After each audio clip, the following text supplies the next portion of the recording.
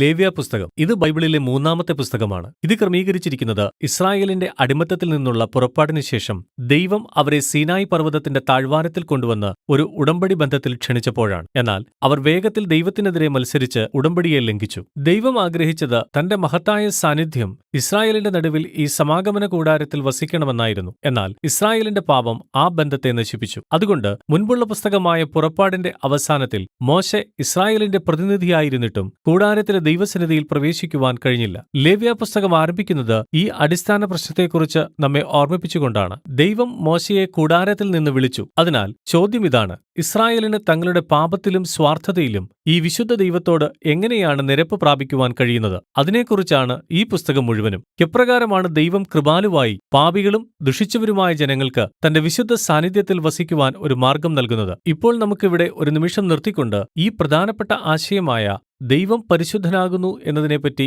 ഒന്ന് വിശദമായി പഠിക്കാം. ഈ പുസ്തകത്തെ മനസ്സിലാക്കുന്നതിനായി അടിസ്ഥാനപരമായ ഒന്നാണിത്. പരിശുദ്ധൻ എന്ന വാക്കിന്റെ അർത്ഥം വേർതിരിക്കപ്പെട്ട അഥവാ വിശിഷ്ടമായത് എന്നാണ്. ബൈബിളിൽ ദൈവം മറ്റെല്ലാ കാര്യങ്ങളിൽ നിന്നും വേർതിരിക്കപ്പെട്ടിരിക്കുന്നു. അതിനു കാരണം എല്ലാത്തിന്റെയും സൃഷ്ടാവ്, ജീവന്റെ രചയിതാവ് എന്നുള്ള അവന്റെ വിശിഷ്ട പങ്കുകൊണ്ടാണ്. അതുകൊണ്ട് ദൈവം പരിശുദ്ധനാണെങ്കിൽ അവന് ചുറ്റുമുള്ള സ്ഥലവും പരിശുദ്ധമാണ്. അത് മുഴുവനും അവന്റെ നന്മയും ജീവനും വിശുദ്ധിയും നീതിയും നിറഞ്ഞതായിരിക്കും. അതിനാൽ അനീതിയും പാപകരവുമായ ഇസ്രായേൽ ദൈവത്തിന്റെ പരിശുദ്ധ സാന്നിധ്യത്തിൽ വസിക്കുവാൻ ആഗ്രഹിക്കുന്നുവെങ്കിൽ അവരും വിശുദ്ധരായി തീരേണ്ടതാണ്. അവരുടെ പാപം കൈകാര്യം ചെയ്യപ്പെടണം. അങ്ങനെയാണ് ലേവ്യാപുസ്തകം. ഇപ്പോൾ ഈ പുസ്തകത്തിന് അതിശയകരമായ ഒരുപോലെയിരിക്കുന്ന ഒരു മാതൃകയാണുള്ളത്. ഇത് വിശദീകരിക്കുന്നത് ദൈവം ഇസ്രായേലിനെ തന്റെ സാന്നിധ്യത്തിൽ വസിക്കുവാൻ സഹായിക്കുന്ന 3 പ്രധാന വഴികളെക്കുറിച്ചാണ്. പുറമേയുള്ള ഭാഗങ്ങൾ വിശദീകരിക്കുന്നത് ഇസ്രായേൽ ദൈവത്തിന്റെ വിശുദ്ധ സാന്നിധ്യത്തിൽ ആചരിക്കേണ്ടതായ അനുഷ്ഠാനങ്ങളെക്കുറിച്ചാണ്. അകത്തുള്ള ഭാഗങ്ങൾ കേന്ദ്രീകരിക്കുന്നത് ദൈവത്തിനും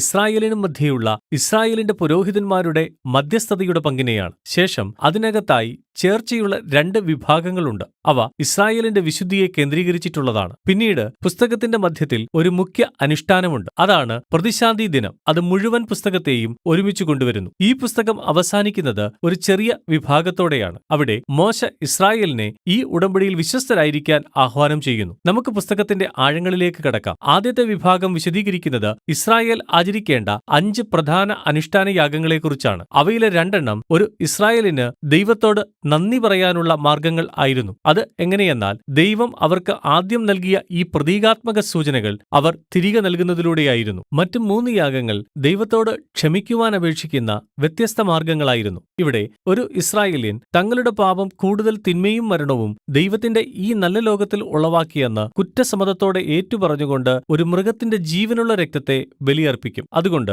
ദൈവം അവരെ നശിപ്പിക്കുന്നതിന് പകരമായി അവരോട് തീർച്ചയായും ക്ഷമിക്കുവാൻ ആഗ്രഹിക്കുന്നു. അതിനാൽ അവരുടെ സ്ഥാനത്ത് ഈ മൃഗം പ്രതീകാത്മകമായി കൊല്ലപ്പെട്ട് പ്രതിശാന്തി ചെയ്യുന്നു. അതിനർത്ഥം അത് അവരുടെ പാപങ്ങളെ മറയ്ക്കുന്നു. ഈ അനുഷ്ഠാനങ്ങളിലൂടെ ഇസ്രായേലിനെ നിരന്തരമായി ദൈവത്തിന്റെ കൃപയെ ഓർമ്മപ്പെടുത്തിക്കൊണ്ടിരുന്നു. കൂടാതെ അവന്റെ നീതിയെയും അവരുടെ തിന്മയുടെ ഗാംഭീര്യവും അതിന്റെ ഫലങ്ങളെയും കുറിച്ച് ഓർമ്മപ്പെടുത്തി. രണ്ടാമത്തെ അനുഷ്ഠാനങ്ങളുടെ ഗണം ഇസ്രായേലിന്റെ 7 വാർഷിക ഉത്സവങ്ങളെക്കുറിച്ച് വിവരിക്കുന്നു. ഇവയിൽ ഓരോന്നും ദൈവം എങ്ങനെയാണ് അവരെ മിസ്രൈമിലെ അടിമത്തത്തിൽ നിന്നും മോചിപ്പിച്ച് വാഗ്ദത്ത ദേശത്തേക്കുള്ള വഴിമധ്യേ മരുപ്രദേശത്തുകൂടി കൊണ്ടുവരുന്നതിനെക്കുറിച്ചുള്ള കഥയിലെ ഒരു വ്യത്യസ്ത ഭാഗത്തെക്കുറിച്ച് പറയുന്നു. ഈ ഉത്സവങ്ങൾ തുടർച്ചയായി ആഘോഷിക്കുന്നതിലൂടെ ഇസ്രായേൽ തങ്ങൾ ആരായിരുന്നുവെന്നും ദൈവം തങ്ങൾക്ക് ആരായിരുന്നുവെന്നും അവർ ഓർക്കും. ഇപ്പോൾ ഇസ്രായേൽ പുരോഹിതന്മാരെക്കുറിച്ചുള്ള ഈ ഭാഗങ്ങളിൽ അഹരോനും അവന്റെ പുത്രന്മാരും ദൈവത്തിന്റെ സാന്നിധ്യത്തിൽ ഇസ്രായേലിന്റെ പ്രതിനിധികളായി ആദ്യമായി പ്രവേശിക്കുവാൻ നിയോഗിക്കപ്പെട്ടു. പിന്നീട് ചേർച്ചയുള്ള ഈ ഭാഗത്ത് ഒരു പുരോഹിതനായിരിക്കുവാൻ വേണ്ട യോഗ്യതകളെക്കുറിച്ച്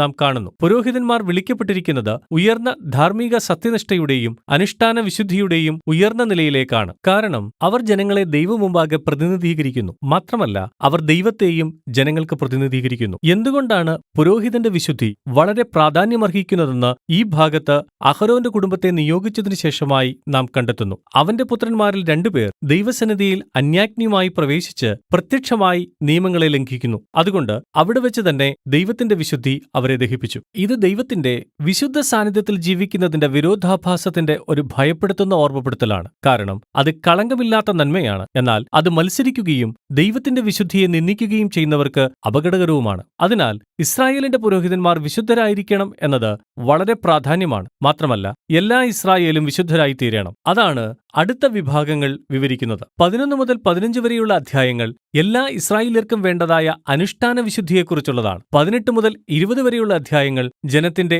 ധാർമ്മിക വിശുദ്ധിയെക്കുറിച്ചുള്ളതാണ്. ഈ വിശുദ്ധിയുടെയും അശുദ്ധിയുടെയും ഭാഷയുടെ പിന്നിലുള്ള കാര്യം ഇതാണ്: ദൈവം പരിശുദ്ധനും വേർതിരിക്കപ്പെട്ടവനുമായതുകൊണ്ട് ഇസ്രായേല്യർ ദൈവസാന്നിധ്യത്തിലേക്ക് കടക്കുമ്പോൾ വിശുദ്ധരായിരിക്കേണ്ടത് അത്യാവശ്യമാണ്. ഇതിനെ ശുദ്ധിയുള്ളതായിരിക്കുക അഥവാ വിശുദ്ധമായിരിക്കുക എന്ന് വിളിച്ചിരുന്നു. ദൈവത്തിന്റെ സാന്നിധ്യം ശുദ്ധിയുള്ള അവസ്ഥയിൽ അല്ലാത്ത ഏതൊരാൾക്കും നിരോധിക്കപ്പെട്ടതായിരുന്നു. അതിനെ വൃത്തിയില്ലാതിരിക്കുക അഥവാ അശുദ്ധരായിരിക്കുക എന്ന് പറഞ്ഞിരുന്നു. ഒരു ഇസ്രായേലിന് ചില വഴികളിലൂടെ അശുദ്ധനായിത്തീരാം. ശരീരത്തിലെ പ്രത്യുൽപാദന സ്രവങ്ങളുമായുള്ള സ്പർശനത്താലോ ഒരു ത്വക്കുരോഗം ഉള്ളതിനാലോ വിഷമഞ്ഞ് അഥവാ മൃതശരീരത്തെ സ്പർശിക്കുന്നതിലൂടെയോ. ഇപ്പോൾ ഇസ്രായേലിന് ഇവയെല്ലാം മരണത്തോടും ജീവൻ നഷ്ടപ്പെടുന്നതിനോടും ബന്ധപ്പെട്ടിരിക്കുന്നു. അത് നമ്മെ ഈ എല്ലാ ആശയങ്ങളുടെയും മുഖ്യ പ്രതീകത്തിലേക്ക് എത്തിക്കുന്നു. നിങ്ങൾ മരിച്ചവരെ സ്പർശിക്കുമ്പോൾ അശുദ്ധരായിത്തീരുന്നു. അങ്ങനെയെങ്കിൽ മരണമെന്നത് ദൈവവിശുദ്ധിയുടെ വിപരീതമാണ്. കാരണം ദൈവത്തിന്റെ സാരാംശം ജീവനാകുന്നു. ഇപ്പോൾ ഇത് വളരെ പ്രധാനമാണ്. സ്വാഭാവിക നിലയിൽ അശുദ്ധരാകുന്നത് പാപമോ തെറ്റോ അല്ല. ഇങ്ങനെയുള്ള വസ്തുക്കളെ സ്പർശിക്കുന്നത് സാധാരണ ജീവിതത്തിന്റെ ഭാഗമാണ്. ആ അശുദ്ധി താൽക്കാലികവുമാണ്. അവ 1-2 ആഴ്ച വരെ നിലനിൽക്കുകയും പിന്നീട് അവസാനിക്കുകയും ചെയ്യുന്നു. തെറ്റ് അഥവാ പാപമെന്നത് ദൈവത്തിന്റെ സാന്നിധ്യത്തിൽ അശുദ്ധിയോടെ പ്രവേശിക്കുകയും മരണത്തിന്റെയും അശുദ്ധിയുടെയും ഈ പ്രതീകങ്ങളെ ഒരുവൻ ശരീരത്തിൽ വഹിക്കുകയും ചെയ്യുന്നതാണ്. അങ്ങനെ ചെയ്യരുത്. ഇപ്പോൾ അശുദ്ധരായിത്തീരുന്ന അവസാന രീതി ചില പ്രത്യേക മൃഗങ്ങളെ ഭക്ഷിക്കുന്നതിലൂടെയായിരുന്നു. ശുദ്ധിയുള്ള ഭക്ഷണങ്ങളെക്കുറിച്ച് ഈ ഭാഗത്ത് കാണുവാൻ കഴിയും. ഇപ്പോൾ ചില മൃഗങ്ങൾ എന്തുകൊണ്ടാണ് അശുദ്ധമായും അനുവദിക്കാത്തതുമെന്ന നിരവധി സിദ്ധാന്തങ്ങളുണ്ട്. അവയിൽപ്പെടുന്നതാണ് ശുചിത്വ പരിപാലനത്തെ പ്രോത്സാഹിപ്പിക്കുക അഥവാ സാംസ്കാരിക വിലക്കുകളെ ഒഴിവാക്കുക തുടങ്ങിയവ. ഈ വാക്യങ്ങൾ അത്ര വ്യക്തമല്ല. എന്നാൽ ഈ അധ്യായങ്ങളുടെ എല്ലാം അടിസ്ഥാന വിഷയം വളരെ വ്യക്തമാണ്. ഇവയെല്ലാം ഒരുമിച്ച് സാംസ്കാരിക പ്രതീകങ്ങളുടെ വിപുലീകരിക്കുന്ന ഗണമായി പ്രവർത്തിക്കുന്നു. അത് ഇസ്രായേലിനെ ദൈവത്തിന്റെ വിശുദ്ധി അവരുടെ ജീവിതങ്ങളുടെ സകല മേഖലയെയും ബാധിക്കുമെന്ന് ഓർമ്മിപ്പിക്കുന്നു. ഇവിടെയുള്ള സദൃശ്യമായ ഈ വിഭാഗം ഇസ്രായേലിന്റെ ധാർമ്മിക വിശുദ്ധിയെക്കുറിച്ചുള്ളതാണ്. കനാന്യരെക്കാൾ വ്യത്യസ്തമായി ജീവിക്കുവാനാണ്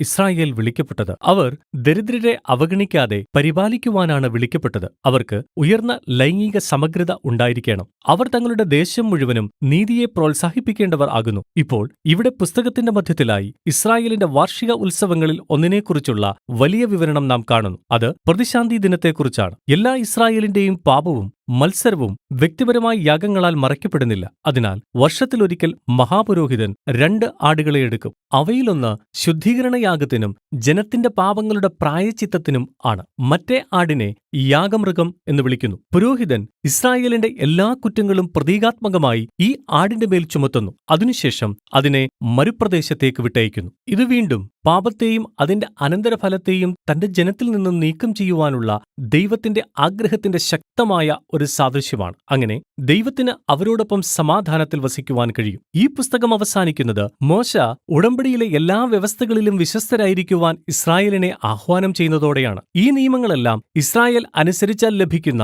സമാധാനത്തെയും സമൃദ്ധിയെയും കുറിച്ച് മോശ വിശദീകരിക്കുന്നു. കൂടാതെ അവർ അവിശ്വസ്തരായി ദൈവത്തിന്റെ വിശുദ്ധിയെ അനാദരിക്കുകയാണെങ്കിൽ അത് ദുരന്തത്തിൽ അവസാനിക്കുമെന്നും അബ്രഹാമിന് വാഗ്ദത്തം ചെയ്ത ദേശത്തുനിന്ന് അവസാനം പ്രവാസികളായി പോകേണ്ടിവരുമെന്നും മുന്നറിയിപ്പ് നൽകുന്നു. ഇപ്പോൾ ഈ വലിയ കഥയിൽ എങ്ങനെയാണ് ലേവ്യാപുസ്തകം യോജിക്കുന്നുവെന്ന് കാണണമെങ്കിൽ ബൈബിളിലെ അടുത്ത പുസ്തകമായ സംഖ്യാപുസ്തകത്തിന്റെ ആദ്യ വരിയിൽ നോക്കിയാൽ നമുക്ക് മനസ്സിലാകും. അത് ആരംഭിക്കുന്നത് ദൈവം മോശയോട് കൂടാരത്തിൽ വെച്ച് സംസാരിച്ചു എന്ന് പറഞ്ഞുകൊണ്ടാണ്. അങ്ങനെ ഇസ്രായേലിന് വേണ്ടി ദൈവസന്നിധിയിൽ പ്രവേശിക്കാൻ മോശയ്ക്ക് ഇപ്പോൾ സാധിച്ചതായി നമുക്ക് കാണാം. അങ്ങനെ ലേവ്യാപുസ്തകം അത് ശരിക്കും പ്രവർത്തിച്ചു. ഇസ്രായേലിന്റെ പരാജയത്തിലും ദൈവം ഒരു മാർഗം അവരുടെ പാപത്തെ മറയ്ക്കുവാനായി നൽകി. അങ്ങനെ പാപികളായ ജനത്തോടൊപ്പം ദൈവത്തിന് സമാധാനത്തിൽ വസിക്കുവാൻ കഴിയും. ഇതാണ് ലേവ്യാപുസ്തകത്തിന്റെ ഉള്ളടക്കം.